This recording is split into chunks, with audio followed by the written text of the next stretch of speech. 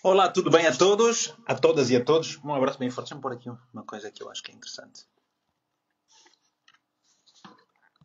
Pafos. Pin. Good. Ok. Está tudo bem? Muito bom. Ótimo. Isso está a subir é muito bom, muito rapidamente. Bom, então o que eu quero vos dizer? Correia, meu irmão do coração, te sinto muitas saudades. Deixa eu explicar uma coisa muito interessante. Eu vou aproveitar estes minutos que temos aí pela frente. Eu vou ler algo para vocês. Boa tarde a todas e a todos. Ok? Não sei se vocês têm inveja. Correia, vê! Quem quer milho, fala comigo. Arquiteta Cláudia, um beijo do coração. Bom, amanhã é um dia... Deixa-me ligar aqui o computador. Eu acabei de ter... Eu também tenho as minhas aulas, né? Acabei de ter uma aula agora à noite. E portanto, acabei de ter a minha aula. Eu tenho agora 26 minutos antes... boa noite. Antes de uma outra formação que vou ter. Epá, tem sido uma coisa assim incrível. Uma correria muito, muito grande. Mas já tenho o meu programa da manhã preparado. Ontem trabalhei bastante. Tive que investigar muito, fazer muitas coisas, não sei o quê. Mas eu quero falar desse livro aqui. Fiquem isso deste lado. Minha arquiteta do coração, Cláudia. Fiquei deste lado. Então, fiz grande parte do meu trabalho ontem. Hoje está mais livrezinho. Anísia. Mais livrezinho. E fui andar de bicicleta hoje. Normalmente eu ando uma vez por semana. Depende, né? 1 a 2 vezes por semana. Mas é mais ao domingo. Mas hoje eu quis andar mais e andei 44 km. Então, há um livro que eu comprei no Brasil, que é este aqui. Ok? Eu comprei, está aqui. Assinei. Comprei em 2016 no Brasil. O livro chama-se O Mais Esperto que o Diabo. O mistério revelado da liberdade e do sucesso. Uma entrevista exclusiva ao diabo, escondida desde 1938. Ok? O autor deste livro é Napoleon Hill, que nasceu em 1833 e morreu em 1970. Foi autor e empreendedor norte-americano mais conhecido pelo seu livro Pense e Enriqueça, publicado em 1937, o qual se tornou um livro de psicologia aplicada mais vendido de todos os tempos. Seus ensinamentos influenciaram gerações inteiras de líderes que buscavam sucesso, gerando a pedra fundamental para todos os outros escritores de autoconhecimento e pensamento motivacional. Ok? Então, o texto do livro aparece espalhado. Ok, pronto. Não se preocupe com o texto do livro. Eu digo, o mais esperto que o diabo. Ok? E então, eu vou ler hoje para vocês. Eu vou passar a fazer o seguinte. Eu vou ler este livro todo em várias lives que eu vou realizar aqui para vocês. Tá bom? Vou fazer várias lives e nestas lives vou estar aqui a falar deste livro. Mais esperto que o diabo. E eu gostava que vocês pudessem... Não precisa estar a ver. Deixem a live aí. Podem estar a fazer outras coisas. Eu vou ler para vocês. E vão só ouvindo mesmo, tá bom? Eu vou ler para vocês. Eu acho que é muito importante, continuo a dizer assim, se há uma coisa que eu vou defender é que as pessoas devem ganhar o gosto pela leitura, ok? Passem a ir aos lançamentos dos livros. Quando vocês ouviram, olha, vai ser lançado o livro tal, vão lá assistir o lançamento do livro. Não precisa de irem lá e comprar o livro. Não é necessário comprar, ok? Então, correr.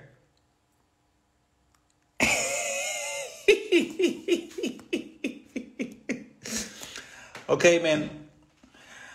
Correio, olha este milho aqui. Isto aqui é milho de malanja. Pronto. Vi a tua mensagem, bro. Ok. Eu vou ler agora. Deixa-me tirar aqui uma coisa. Então diz o seguinte. Medo é a ferramenta de um diabo idealizado pelo homem. A fé inabalável em si mesmo é tanto a arma que derrota este diabo como a ferramenta que o homem utiliza para construir uma vida de sucesso. E é mais do que isso. É uma conexão direta com as forças irresistíveis do universo que apoiam o homem que não acredita em fracassos e derrotas, senão como experiências meramente temporárias. Esse livro é brutal. Ramon, um abraço grande, meu brother. Tudo bom para vocês aí. Tá bom? Continuando, Mais Esperto que o Diabo. Este livro tem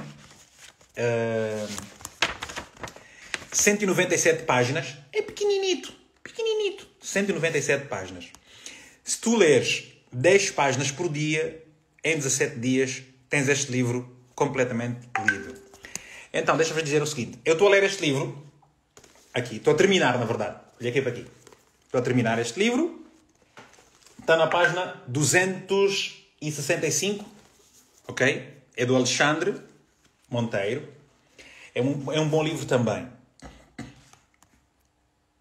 Tem 196 no meu. Bom, se tem 196 no seu, no meu tem 197. Porquê? Deixa eu explicar uma coisa. O meu livro é a segunda edição. Deixa-me só desligar aqui esse áudio. Pim. O meu livro é a segunda edição. O Mais Esperto que o Diabo é a segunda edição. E, portanto, pode ser que eles tenham suprimido alguma coisa e terá retirado mais uma página, tá bom? Então vou ler o seguinte. Mais esperto que o diabo. Pelo homem que quebrou o código do diabo e o forçou a confessar. O mais corajoso e inspirador de todos os livros de autoconhecimento escrito pelo filósofo número 1 da América, que, após 30 anos de pesquisa, achou o diabo e arrancou dele uma confissão fantástica, revelando onde ele mora, porque ele existe, como ele ganha o controle da mente das pessoas e o principal, como qualquer um pode vencê-lo.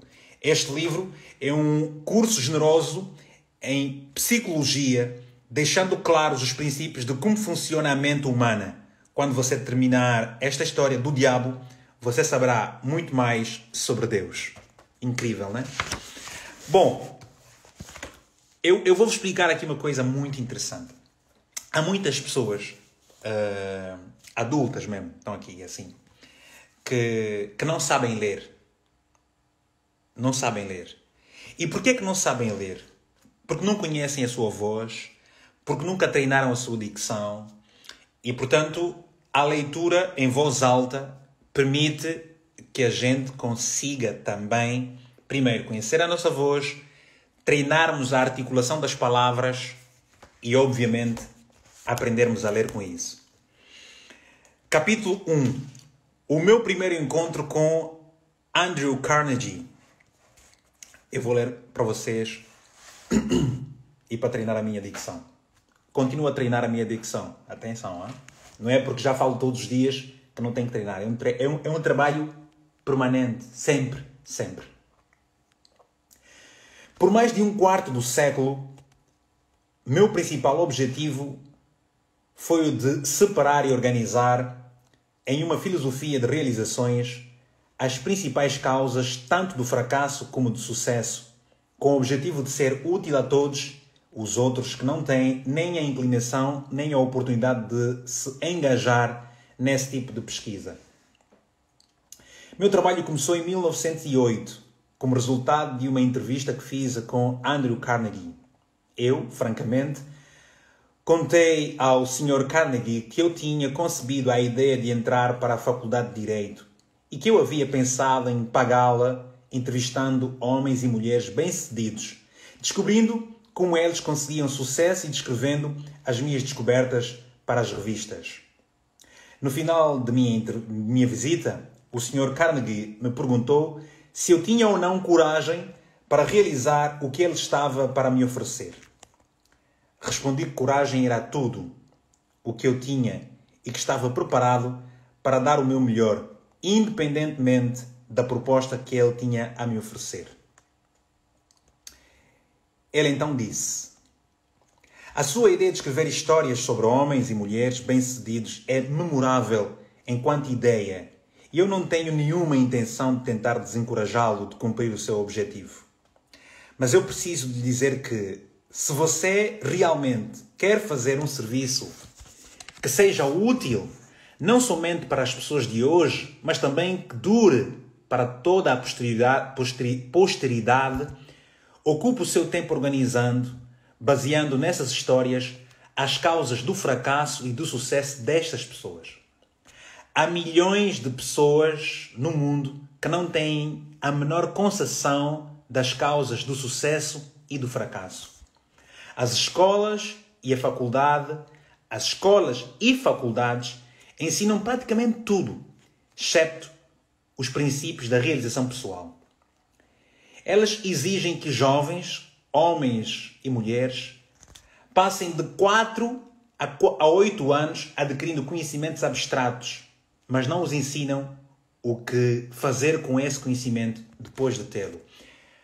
Basicamente, é aquilo que vocês veem que diz assim, mas bom, como é que esse gajo está na universidade, terminou o curso superior e não consegue fazer nada com o curso que ele tem? Ok? E aquelas pessoas que não vão à universidade, mas que depois têm um relativo sucesso. É mais ou menos o que ele diz aqui.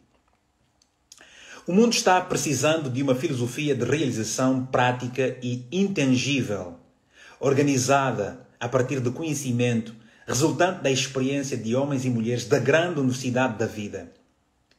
Em todo o campo da filosofia, eu não encontro nada que se assemelhe ao tipo de filosofia que tenho em mente. Nós temos muitos poucos filósofos que são capazes de ensinar homens e mulheres a arte de viver. Parece, para mim, que é uma oportunidade que deveria desafiar um jovem ambicioso do seu tipo. Mas a ambição pura não basta para essa tarefa que eu sugeri. Aquele que ousar seguir a minha sugestão deverá ter coragem e tenacidade. O trabalho demorará pelo menos 20 anos de esforços, ou de esforço contínuo, durante o qual aquele que topar terá que ganhar a vida com outra fonte de renda, porque esse tipo de pesquisa nunca é lucrativo no seu início. E, geralmente, os poucos que se aventuraram a contribuir para a civilização através de trabalhos desta natureza tiveram que esperar 100 anos ou mais após os seus próprios funerais para receber o reconhecimento pelo seu feito. Se você prosseguir com esse trabalho, deve entrevistar não somente os poucos que foram extraordinariamente bem-sucedidos, mas também os muitos que fracassaram. Você deve cuidadosamente analisar milhares de pessoas que foram classificadas de fracassadas. E eu quero dizer que, com o termo fracassado, homens e mulheres que chegam aos estágios finais das suas vidas desapontadas porque não conseguiram alcançar as metas que haviam se proposto de coração. Tão inconsistente como parece ser, você aprenderá muito mais como ser bem-sucedido a partir dos fracassos do que com o tão chamado sucesso. Eles lhe ensinarão o que não fazer. Este livro é brutal, man, brutal. Mais esperto que o diabo, Napoleon Hill, procurem por ele. Eu vou continuar aqui a ler isso aqui. Na parte final da sua pesquisa, se você conseguir com sucesso manter o foco, fará uma descoberta que poderá ser uma grande surpresa. E atenção a esta parte. Fiquem atentos a essa parte. Descobrirá que a causa para o sucesso não é algo separado e longe do homem, mas que é uma força tão intangível na natureza que a maioria dos homens nunca reconhece. Uma força que pode muito bem ser chamada de outro eu. O mais interessante é o facto de que este outro eu raramente exerce a sua influência ou se faz conhecer, exceto em momentos de emergência, quando os homens são forçados, por meio das adversidades e das derrotas temporárias, a mudar seus hábitos e a pensar estratégias para sair das dificuldades. Minha experiência me ensinou que um homem nunca está tão perto do sucesso como quando o que ele chama de fracasso toma conta da sua vida. Porque nessas ocasiões ele é forçado a pensar. Se ele pensar com exatidão e com persistência, vai descobrir que aquilo que ele chama de fracasso, na verdade, nada é mais do que um sinal para elaborar um novo plano ou objetivo. A maior parte dos fracassos reais se deve a limitações que os homens impõem a si mesmos em suas próprias mentes. Eu vou repetir essa parte. Sigam comigo. A maior parte dos fracassos reais se deve a limitações que os homens impõem a si mesmos em suas próprias mentes. Se eles tivessem a coragem de ir mais um passo à frente, eles descobririam os seus próprios erros. Começando uma vida nova. Este é o capítulo a seguir. Eu estou na página 13. O discurso do Sr. Carnegie reformulou a minha vida por completo e plantou em minha mente um desejo ardente que me orientou sem cessar. Isso aconteceu mesmo eu não tendo a mais vaga ideia do que significava o termo o outro eu. Durante o meu trabalho de pesquisa nas causas de fracasso e sucesso, tive o privilégio de analisar mais de 25 mil homens e mulheres que eram rotulados de derrotados e mais de 500 que eram classificados de bem-sucedidos. Muitos anos atrás, tive o meu primeiro contacto com aquele outro eu que o Sr. Carnegie havia mencionado. A descoberta veio como ele disse que viria, como resultado de 2 pontos cruciais da minha vida, mas que foram, na verdade, emergenciais e que me forçaram a pensar um jeito de vencer as minhas dificuldades de tal maneira que eu nunca havia experimentado. Eu estou a ter um prazer enorme estar a ler isso para vocês aqui, porque eu estou a passar para vocês aquilo que estou também a absorver. Okay? Muita gente tem preguiça de ler. Mas, Vitor, eu gostava muito de ler, o que é que eu faço? Cara, abre um livro, como diz o brasileiro. Cara, abre o livro e começa a ler. Não existe segredo para ganhar o hábito pela leitura. Não existe. Ou tu abres o livro e começas a ler, ou nunca vais ter o hábito de leitura. Eu estou na página 14. Tu não precisavas ler 14 páginas no momento. Em menos de 17 minutos, 14 páginas. Vou continuar. Eu acho que a Anísia está a gostar. Não estás, querida? Ainda me deves um encontro. Gostaria que fosse possível descrever essa descoberta sem o uso do pronome pessoal eu. Mas isso é impossível, visto que ela ocorreu através de experiências pessoais que não podem ser separadas. Para dar uma visão completa da descoberta, terei que voltar ao primeiro desses 2 pontos marcantes da minha vida e mostrar passo a passo essa descoberta. Para realizar a pesquisa com a compilação de dados, foram necessários anos de trabalho. Eu tinha chegado à falsa conclusão de que minha tarefa de organizar uma filosofia completa de fracasso, de sucesso pessoal havia terminado. Longe de estar completo, meu trabalho havia apenas começado. Eu havia erigido o esqueleto de uma filosofia, organizado os 17 princípios do sucesso e as 30 maiores causas do fracasso. Mas aquele esqueleto tinha que ser coberto com a carne da realização e da experiência. Além disso, tinha que ser dada ao trabalho uma alma que inspirasse homens e mulheres a não somente transporem obstáculos, mas também a não se deixarem abater por eles.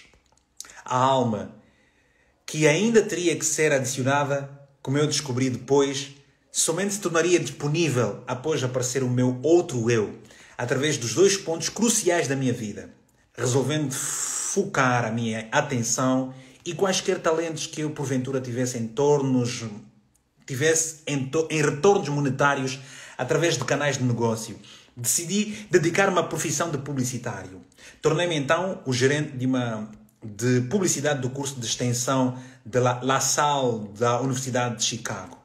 Tudo correu maravilhosamente bem durante um ano. Entretanto, no final desse ano fui tomado por um violento desgosto pelo meu trabalho e então me demiti.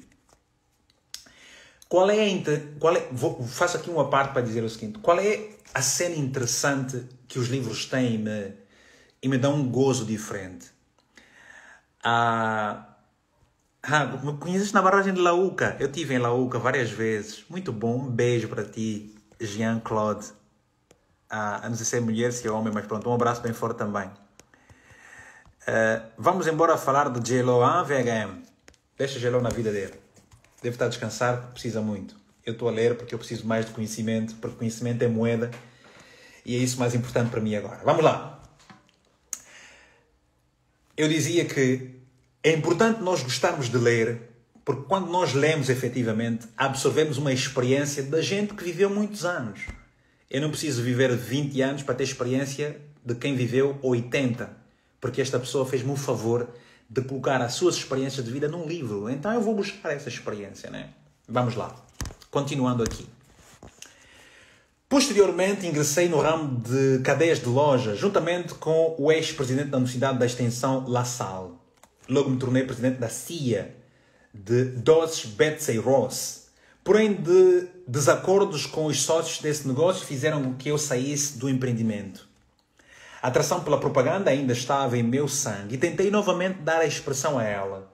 Organizei uma escola de propaganda e vendas como uma parte da escola de negócios da Bryant Stratton. O empreendimento navegava em águas tranquilas e muito dinheiro entrava rapidamente.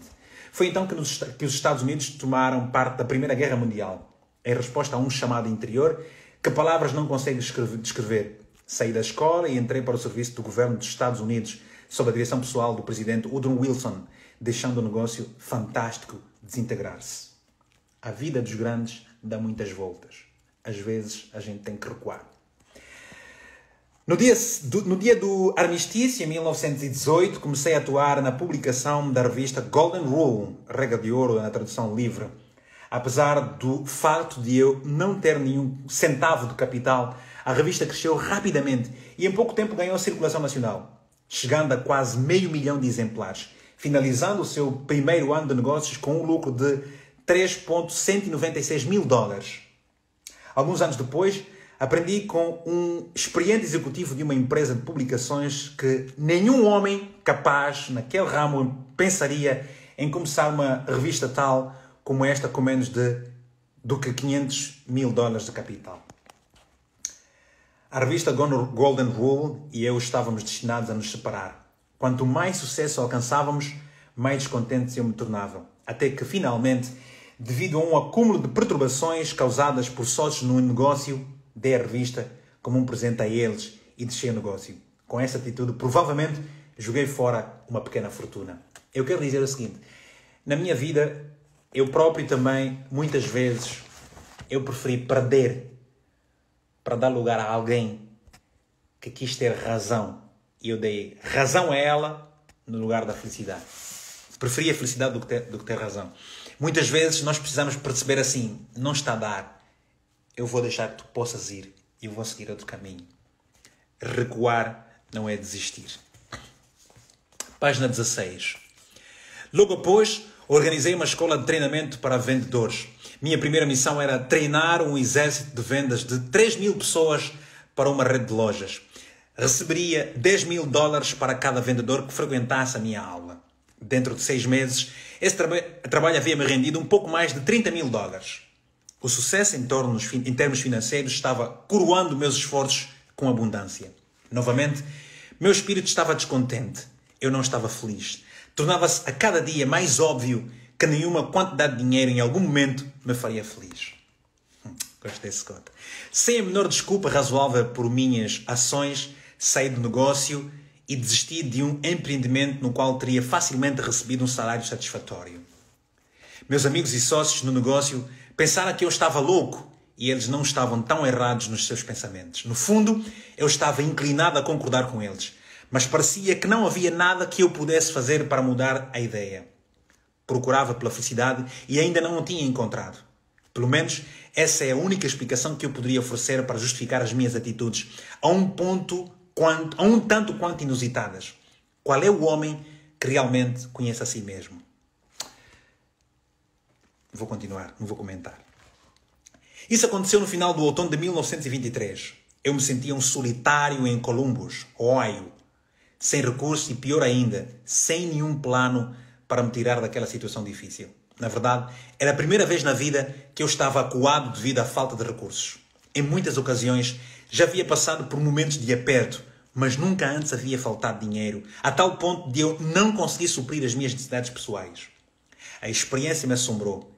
Eu parecia estar totalmente à margem do que poderia ou devia fazer. Pensei em dúzias de jeitos de conseguir resolver os meus problemas, mas descartei-os todos. Eram impraticáveis e impossíveis de realizar. Me senti como alguém que estava perdido em uma selva, sem uma bússola sequer. Toda a tentativa que eu fazia para me tirar da dificuldade acabava me trazendo de volta para o ponto de partida. Quando Melhor. Por quase 2 meses, sofri com a pior das doenças humanas, a indecisão. Eu conhecia os 17 princípios da realização pessoal, mas não sabia como aplicá-los. Sem saber, estava encarando uma daquelas emergências da vida de que o Sr. Carnegie havia me falado. Situações essas em que os homens muitas vezes descobrem os seus outros eus. Meu stress era tão grande que em nenhum momento me ocorreu sentar, analisar a sua causa e procurar a sua cura. Derrota é convertida em vitória. É o seguinte, malta. Eu vou deixar esta live gravada, porque vocês podem voltar a ouvir essa cena várias vezes.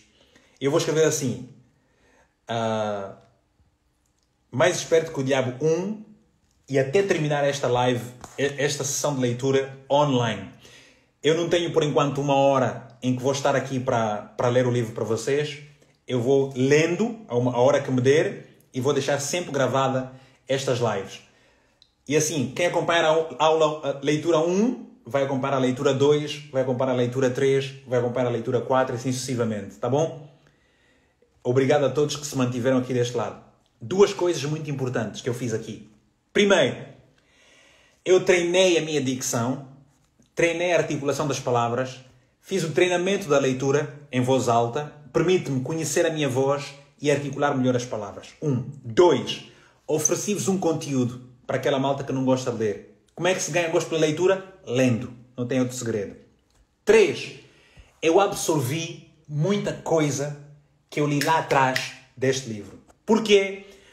Porque há livros que tu tens que ler várias vezes na vida. E este é um desses. Tá bom? Eu vou sair porque agora às 20h30 eu vou ter uma formação online. Então, eu estou sentado aqui desde às 17 horas.